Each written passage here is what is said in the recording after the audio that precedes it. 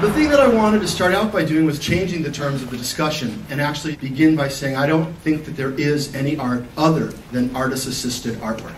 Today, most artists do not collect pigments, they do not grind their own minerals and mold them with olive oil to make their paints, they don't go and burn tree trunks and turn them into pencils, so they're being assisted by somebody else's work to start with.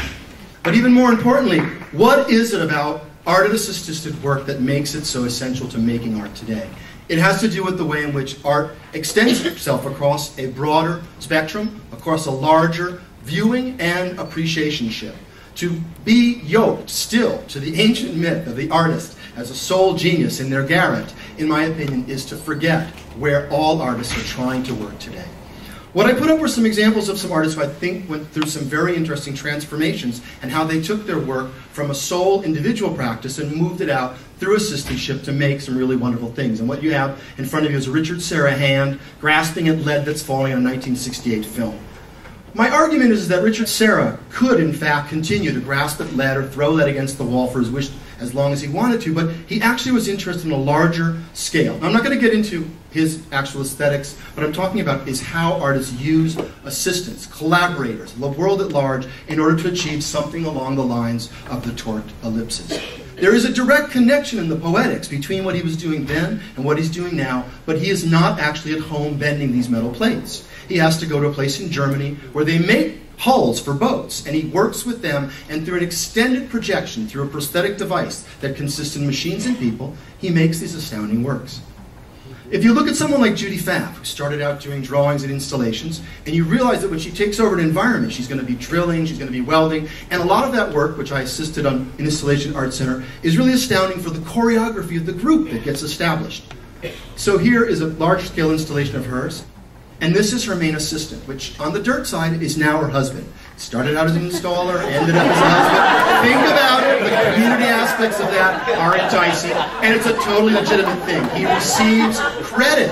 He receives credit in the art world, except in the gallery shows where we still have a need for one name on the marquee, one name only, please, no other producers. Another example of an overt collaboration is one between Richard Deacon and Matthew Perry. Now, Richard Deacon is an extremely renowned sculptor who uses techniques that develop over several years of lamination. And he's created these amazing ways of holding the wood underwater, then bending and twisting it. It's an extension of his very, very early work in which he used rubber bands and toothpicks, much smaller scale, however. And in that work, he acknowledges Matthew Perry. In fact, L.A. Louver sort of stepped up and filled that breach by saying, we're going to deal with art that's done through assistance, through extended collaborations. And so this work is always stated as being by Richard Deacon in collaboration with Matthew Perry, who, by the way, was either a student or an assistant of his for years, another of the art world community collusions, which are so common behind the scenes, but which never come out into the open unless it comes out in the form of artillery. This is a work that's done by Amish Kapoor, in which obviously you can see he draws little sketches and then he brings in a maquette and then he brings in the engineers, because Amish Kapoor's work, although it still deals with the same theme, so he's not betrayed his poetics, he's not betrayed his authenticity, could not have done this on his own without the engineering firm that came in, put this work together, and created for the Tate Gallery. Thank you, John. You can make really, really big minimalist sculptures if you pay art students to do it for you. Speaking as a working artist and someone who came out of school and had to compete, you have group shows and you are in a show with these people. And there's two kinds of art, and we all know this, little and big, right? We just saw a great example of big, and big gets more attention pretty much, as we can tell, no matter what the fuck it looks like. The most famous work of art in the world is the pyramids, which are pretty boring, but they're fucking big. They were made by assistants.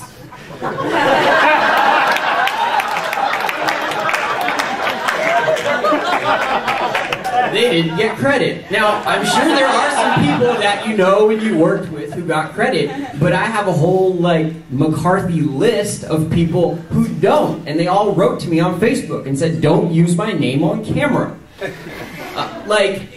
So can we, I don't know, it's a whole separate issue, but the people who use assistants and don't tell anyone, and their work is about how it looks, can we just agree they're scum right off?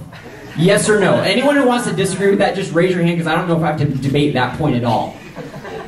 Okay, okay, that one guy, everyone else, they're scum. So if you use assistants, it's about how it looks. You don't admit it. You don't give them credit. You're scum. So let's just deal with the 30 to 20% of artists who use assistants who are left afterwards. Again, like I said earlier, you have to compete. There's big art and there's small art. If you are a rich kid, the filters to getting to be a working artist are already pretty high, as most of you probably know. First of all, you got to go to, it's hard to go to art school.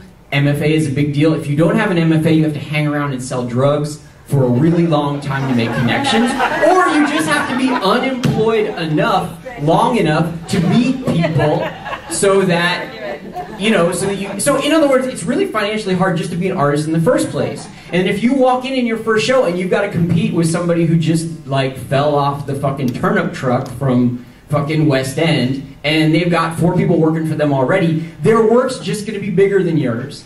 And we are currently right now living in an art world the consequences of the economic Darwinism of if you can buy assistants, you can make bigger work, you can get more notice. That is the context in which we live. If you want to know what that world looks like, go to any show. We expect art to suck, right? Like if you go to a show of a random person, you're like, this show will probably suck, right? It will probably either have been made by an assistant, or if it's not made by an assistant, it'll be charmingly naive.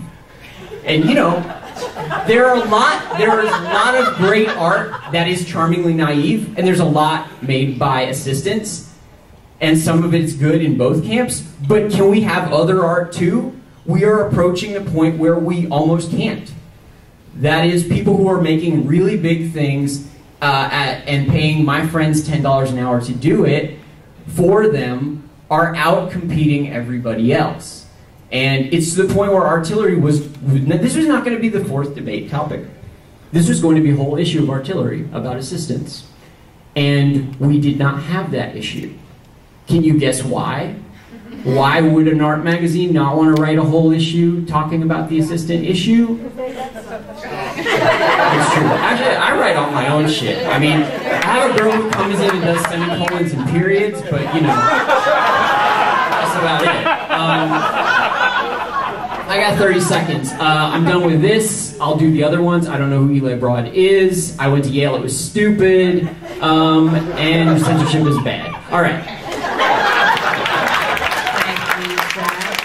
I think Zach's got a point. And in fact, one of the things I would say is, let's do away with the single signature. Maybe this whole problem hasn't got to do with whether people are assisted or not, but they don't give the fucking assistants any recognition.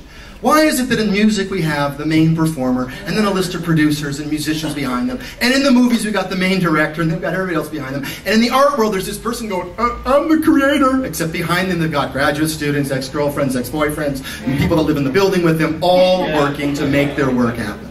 So I think that changing the terms of the discussion would be useful. It unfortunately doesn't fit our market, which requires enforced rarity and singular personalities that stand out. So I think that really assistant-related work, I hope I made the case to show you that it's not just about bigger. It's about making the poetic, not only on a spectacular level, because Deacon's work is not theatrical, it's not the spectacle of art. And it's true, there's even people in this room who I know use animatronics, who use different forms of assistantship to make their work. And I would say that Zach's a little bit off-center on that one. It is often about making art into spectacle, but it's also about trying to make the work that's the most important that you can within your lifetime. So we really should be arguing for giving a broader swath of people recognition for all that they've done, whether or not they were once a boyfriend, girlfriend, roommate, partner in MFA, and then we would probably be outside of the problem of whether assistant-made art is important or not, or whether it's more authentic, or whether it's more beautiful. I would argue that there's a lot of crappy art made with people without assistants and people with assistants, and that's a whole other matter that we'll get into another discussion. But in the meantime, as we move to assisted art, and as we recognize that the creative genius is not solely lodged in one body, one mind, and one hand, we're better served to recognize that it's a community effort. And that's something that I think we could do wholeheartedly, and then get away from the exploitation and problems that Zach very vehemently pointed out. I'm in a weird position of having one and then having to find something left to fight about. like, okay, if you don't credit your assistants, you're wrong, Zach wins. Some of the work is bad, they win. We should change our practices regarding assistants entirely. Okay, so what's left to fight about? I have to pick something and then pick a fight. This is a weird position for me to be in. Get angry with Tulsa, not with me. I'm going to pick a fight about just the overall, the competitive effect. I mean, obviously, like I said in the beginning, good art has been made by people using their assistants. However, right now, we're in a situation where everything is made pretty much by assistants, especially by anyone whose name is famous enough to have been mentioned today. Okay? So if that isn't a call to action on this issue, that we need to take a look at, or just look at the collectors who buy some of this stuff. I mean, if you buy a Richard Serra, you probably knew he didn't bend steel with his bare hands. But there are a lot of artists whose names I will not say on camera, who, like, if you bought that and you thought it was a really good painting, because, like, some SVA girl got $7 an hour to, like, do a square, and then her friend got $7 an hour to do the next square. If you thought that was a good painting and you bought it, we should find out who you are and make fun of you. Like, and I don't care how many Andy Warhols you bought and how many Richard Hamiltons you bought, like, you need to stop being considered a good collector anymore. Like, I mean, like, that's a serious thing. Like, it's funny, but, you know, the reputations of good like, I never sold a painting to Nicolas Cage, but I almost sold one to a famous celebrity who I will not mention. But my dealer was like, well, he's famous, but he's not a good collector, so we're gonna give it to someone else. And I'm like, he's not a good collector? And he's like, well, who's a good collector? He's like, so-and-so's a good collector, they had a lot of Alice Neals. And I'm like, so that's how it works. The person owned a lot of Alice Neals, so they're a good collector. If we keep looking at the work that they buy, and the work that they keep buying is work made, like, in a sweatshop by people who are sophomores, like they're sophomore students in school. Now, it's possible to make good work that way, but it's not possible to do it on an industrial scale for every artist, no matter what their idiom. Like, at a certain point, quality, if we can even use that word anymore, like, suffers, or at least variety suffers, right? And so, I feel like you just get upset. Like, I feel like, yes, compromise, great, be a hippie, but I'm mad. You know, I'm fucking pissed. I work in this business. Like, I got paint on my hands. I had to wash my hands this morning before I came here, or else get it all over my face. So, you know, get angry. Don't mollify. We'll fight first, and then we can go back and redistribute the spoils. All right, I'm done. John? I don't know where to go with that one.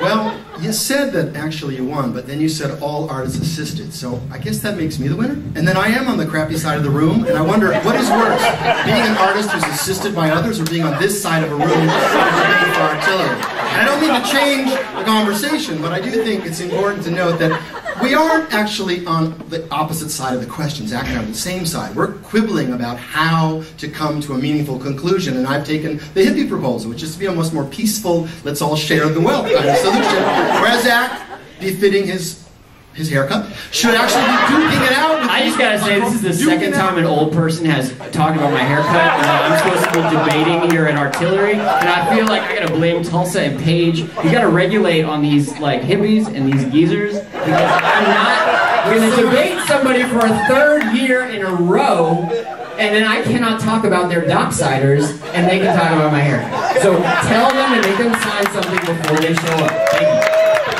Terrifying thing about being a geezer and a hippie, that you have to listen to this kind of insult. But I also think that he's got a point. And I probably should have said the hair. Sorry, Zach. It really looks good. I just don't have it to do anymore. And I did when I had it, so I'm jealous. Boil it down to simple, honest, wanting to be like Zach's hair. Truth came out right here. That aside, I still think the point about assisted artist work is you can't just lump all of those people who use assistants into crappy artists. There are those who are not doing it well, and those that do it very well. And I don't think it's about occupying the most spectacular, theatrical, or celebrity-driven stage, on which Zach and I are actually on one. But that's not art world, so it's a small celebrity stage. But it is true that would be a debate that I'd like to have. Is celebrityism in the art world driving us to further and further shock jock kinds of tactics to get attention so that we can bring our arguments forcefully forward? And I cede the rest of my time respectfully to Zach and Terry. No, I mean, I think that, like, the assistants themselves are not causing the trouble. It's the point is, like, is this an... I don't even know where we are anymore. The exploited unreasonably don't get up and argue about it. They just want the job. I'm saying I had that job. I did too. I didn't make the A while ago. Mine was a while ago. I was a computer guy, but anyway. But no, I mean, I'm not saying art students can't have this job.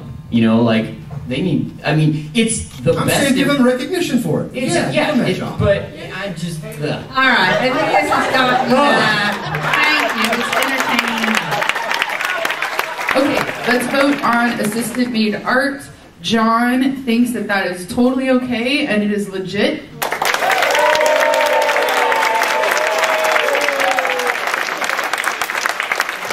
And then we have Zach who says that that's not cool.